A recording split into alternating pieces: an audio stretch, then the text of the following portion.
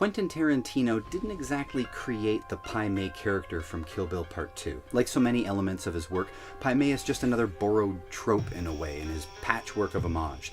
There are 6 films that came out before Kill Bill to feature the white-browed priest, and in today's episode of MicroGenres, we're going to cover them all. Dad, just who is this Pai Mei?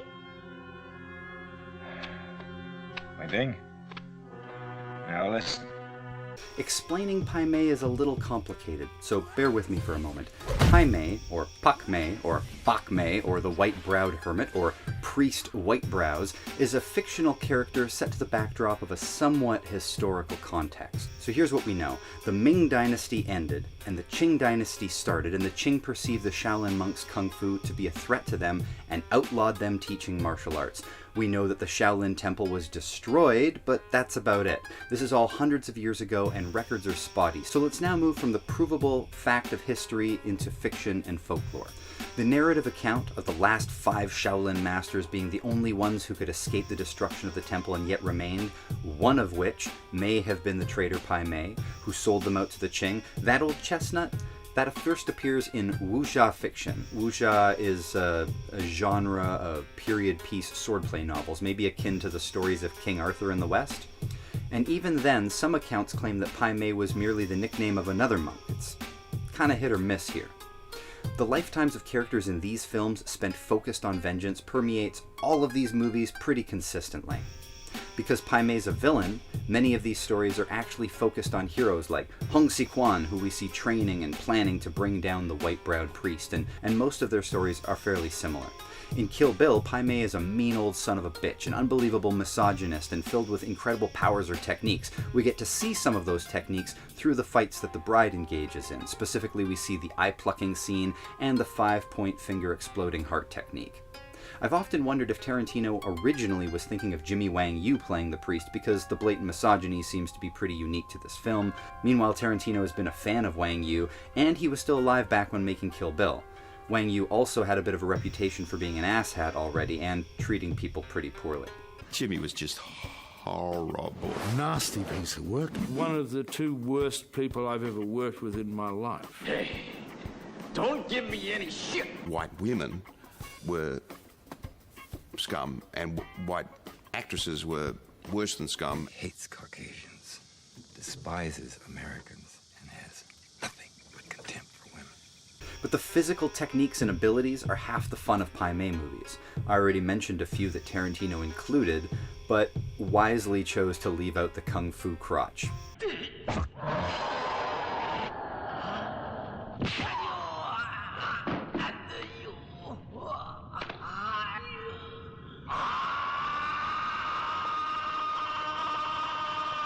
For each of these movies I cover today, I want to point out some of his other powers that he shows from time to time.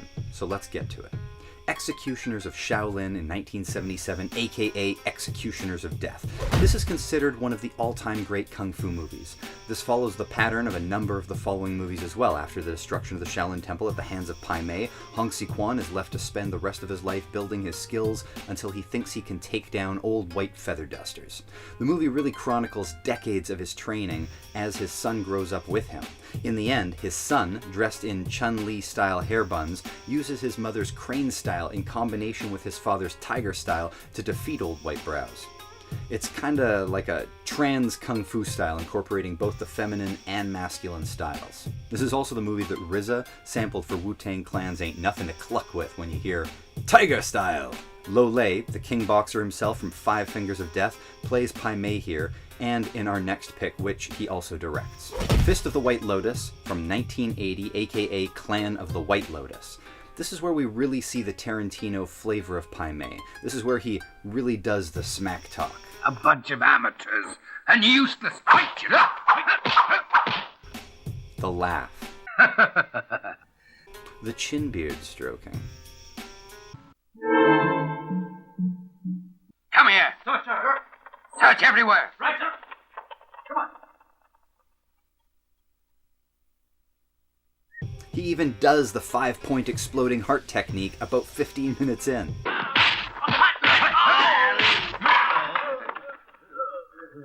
Run away. Run away. Go on. 1, 2, 3, 4, 5, 6, 7. Down.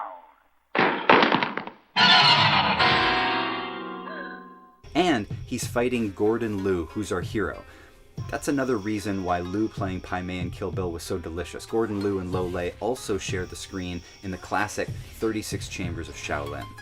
And once again, we see the raw power of his kung fu gonads, which I guess are a vulnerable chakra that a kung fu master might want to strengthen.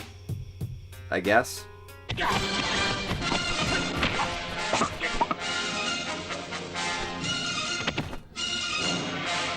This is also a sequel to Executioners from Shaolin, in which they did indeed kill Priest White Eyebrows by the end. But in this movie, they just pick another old white-haired cantankerous master to continue on. I understand. You're from the same clan, uncle of Cao Chin Chung. You're right. He even calls him Brother White Brows. The special power or technique discussed in this movie is how he can become as weightless as paper, so that the stronger the attacking opponent, the quicker he floats backwards to avoid the strike. And to that, Gordon Liu must learn the more feminine martial arts, to which White Brows 2 counters by saying he changed genders. Hey, tell me, what sort of style do you call it? I've never seen that before. Well, it's a special woman style. Oh. This is another certified kung fu classic, filled with all the prerequisite descriptive names for each cool move. You'll die slowly after my 100-pace pow.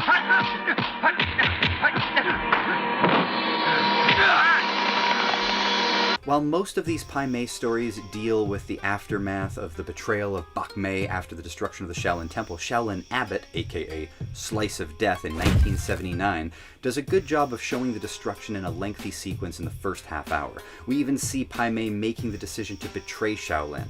Most of the time we see a couple battles, or the final battle with White Brows, but here we see explosions, rock crumbling, and monks dying. This is like the Helm's Deep battle of 1979. We even get to see Pai Mei perform his eyeball eagle snatching technique. Pai Mei, why have you done this? The same one he used in Kill Bill to take El Driver's eye.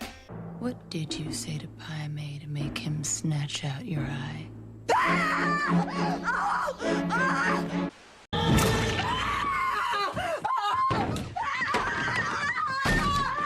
After the temple's destroyed, our hero goes south to gather new disciples and rebuild the temple. David Chang plays Qi Shim, one of the 5 Shaolin elders, and the root of many southern martial arts styles, including Wing Chun. Hong Si-kwon and Feng Sai-yuk were his disciples, both becoming their own legendary figures and getting multiple films of their own. Hong Si-kwon we mentioned earlier, being the main character in Executioners of Shaolin, but Jet Li also played Hong Si-kwon in The New Legend of Shaolin, aka The Legend of the Red Dragon, while Feng Sai-yuk is played by Jet Li in the movies Legend and Legend 2. Lo Lei rounds out an official trilogy of his playing Pai Mei here in these 3 Shaw Brothers movies. The only thing missing in this one was Gordon Liu. Now, Shaolin Avengers in 1976, aka The Invincible Kung Fu Brothers. This is a Chang Che film, which is also basically a remake of his previous film Men of the Monastery in 1974, also about the vengeance of the last remaining survivors of Wu-Tang betrayal of Shaolin. This movie takes place during the final battle of these 3 warriors in their quest for vengeance against the Wu-Tang and their leader Pai Mei. The epic story of how they got here, trained, and various battles they had to surpass are all told in flashback. Director Chang Che is one of the all-time greatest and most prolific kung fu film directors of the genre, really. He's most fond of making yang gang movies, which translates to staunch masculinity. So these are movies about the bonds of brotherhood and epic blood battles over honor and vengeance. It was about getting down to the nitty-gritty, bloody knuckles and severed limbs. He directed sometimes 4 movies a year, and many, including The One-Armed Swordsman and 5 Deadly Venoms, are on People's 100 top kung fu films. And when I say many, I mean, like, it wouldn't be unheard of for him to occupy, like, over 10% of the list. Rick Myers listed 13 in his top 100 list at the back of his book, Films of Fury. The only problem I have with the film is that for our purposes here, Pai Mei doesn't get a lot of screen time. We see quick flashes of him at the start, and then we see him for the last 5 or 6 minutes in the final fight, but there's nothing remarkable about this Pai Mei, nor does he have any special skills to show off. Well, that's not exactly true. I mean, he does spot the weakness in his opponent in one scene and put his sword in their one vulnerable spot. in his butthole. Yeah, get right up his butthole. Shaolin Rescuers from 1979, aka Avenging Warriors of Shaolin.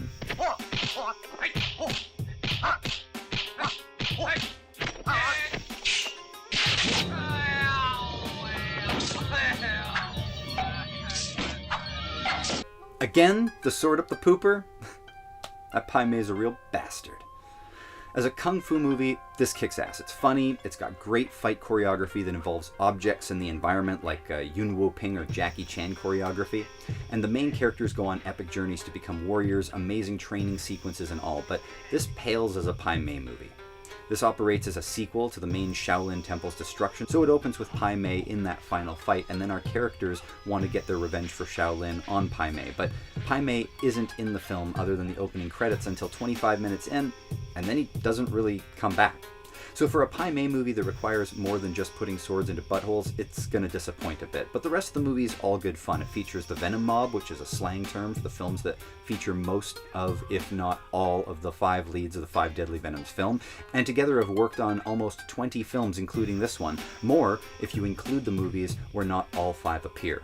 While perhaps not as influential as others on this list, Shaolin Rescuers is still a better than average kung fu film. Alright, Wu-Tang vs. Ninja from 1987, aka Ninja Hunter. In Wu-Tang vs. Ninja, Pai Mei or Abbott White teams up with ninjas to destroy the Shaolin Temple. I wasn't expecting this movie to be so pervy. I mean, old man Pai Mei lovemaking scenes were not on the docket. Not in the paperwork. Rather unexpected. Shut up, egghead. These will be your last words. In this film, Pai Mei can suck the life force out of people, and later it looks like he's using pressure points to seduce young women into giving their life force through sex.